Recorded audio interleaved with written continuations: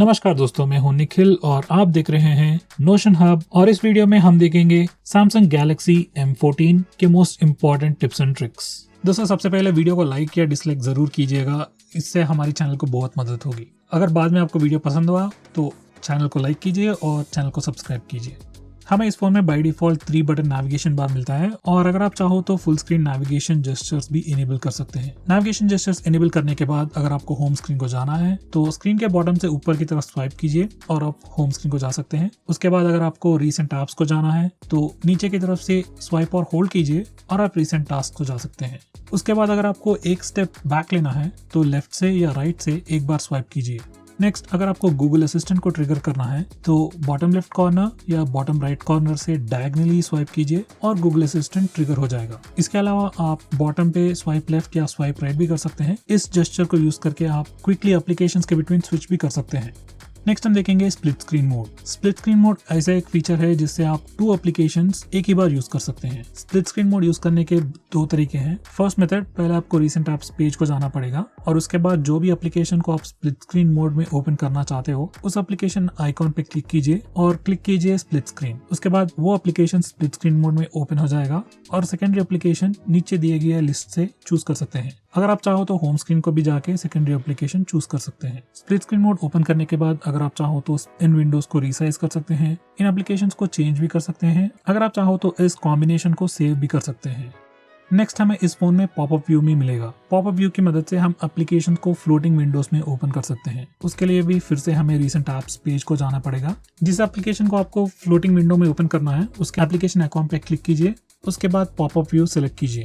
ऐसे करने से वो एप्लीकेशन फ्लोटिंग विंडो में ओपन हो जाएगा। इस पॉपअप व्यू को आप रिसाइज कर सकते हैं, मिनिमाइज कर सकते हैं, फुल स्क्रीन एप्लीकेशन की तरह मैक्सिमाइज भी कर सकते हैं। यही नहीं, अगर आप चाहो तो इस फ्लोटिंग एप्लीकेशन का ट्रांसपेरेंसी भी चेंज कर सकते हैं और अगर आप चाहो तो इस एप्लीकेशन को क्लोज भी कर सकते हैं।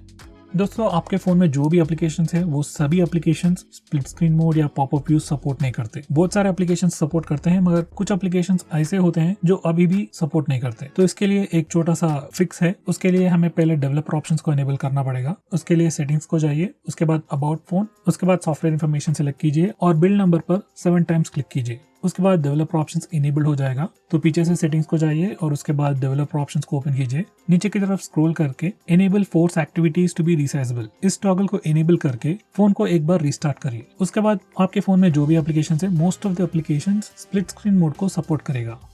अब हम देखेंगे कुछ इंटरेस्टिंग कैमरा जेस्चर्स। सबसे पहले आप कैमरा शटर बटन को स्वाइप कीजिए। ऐसे करने से एक फ्लोटिंग बटन आ जाएगा और इस बटन को आप किसी भी जगह रख सकते हैं और जब भी आप वो बटन को क्लिक करेंगे आपका फोन फोटो खींचेगा। ये एक्चुअली एक ओल्ड फीचर है और नए फोन्स में अगर आप स्वाइप करोगे तो आपका फोन डायरेक्टली बर्स्ट शॉट ले लेगा। ये भी एक बहुत यूजफुल जेस्चर है।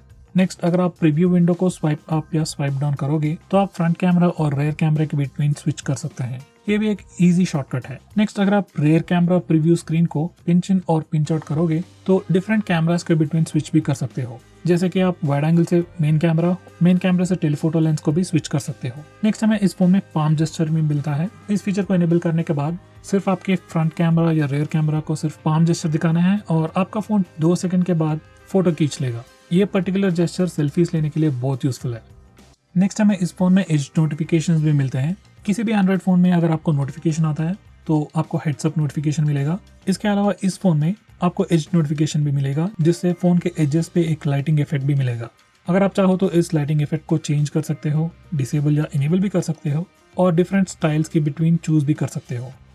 नेक्स्ट, हमें इस फोन में एज पैनल भी मिलता है जो एक सैमसंग का यूनिक फीचर है। इस फीचर को एनेबल करने के बाद आप डिफरेंट पैनल्स चूज कर सकते हैं। Apps panel, people panel, task panel, weather, reminders, so on. Edge panel feature enable करने के बाद आपको एक साइड में इंडिकेटर मिल जाएगा। उसे स्वाइप करने से आप इन पैनल्स को एक्सेस कर सकते हैं। नेक्स्ट, हम देखेंगे सिक्योर फोल्डर। सिक्योर फोल्डर एक सिक्योरिटी फीचर है सैमसंग की तरफ से जिसमें आपको बहुत सारे इंटीग्रेटेड फीचर्स मिलते हैं जैसे सिक्योर एप्स, सिक्योर फोल्डर और सिक्योरिटी रिलेटेड फीचर्स।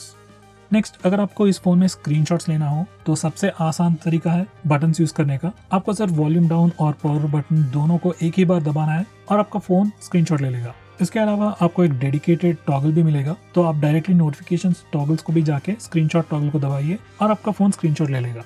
नेक्स्ट, हम इस फोन में लॉन्ग स्क्रीनशॉट भी ले सकते हैं। उसके लिए हमें सबसे पहले नॉर्मल स्क्रीनशॉट लेना पड़ेगा।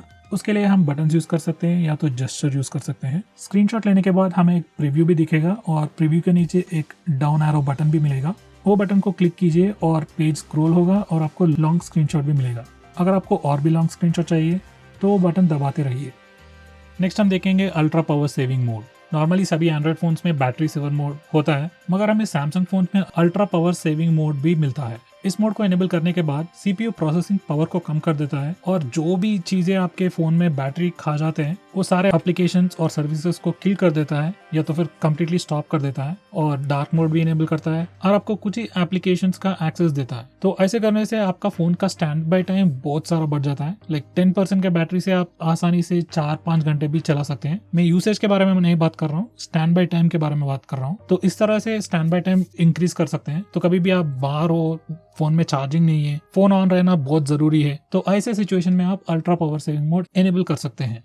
नेक्स्ट हमें इस फोन में ऑटो कॉल रिकॉर्डिंग का फीचर भी मिलता है। तो आप जो भी कॉल रिकॉर्डिंग के रिलेटेड सेटिंग्स है वो सभी यहाँ से कर सकते हैं। ये कॉल रिकॉर्डिंग का फीचर इंडिया में तो अवेलेबल है, मगर सारे कंट्रीज में अवेलेबल नहीं है। तो अगर आपके फोन में ये फीचर नहीं है तो शायद आपके कंट्री में ये फीचर बैंड है। तो यहाँ से आप कॉल रिकॉर्डिंग के रिलेटेड सेटिंग्स चेंज कर सकते हैं। अगर आप चाहो तो सारे कॉल्स रिकॉर्ड कर सकते हैं, या तो कोई सेलेक्टेड कॉल्स रिकॉर्ड कर सकते हैं, या तो अननोन नंबर्स भी रिकॉर्ड कर सकते हैं।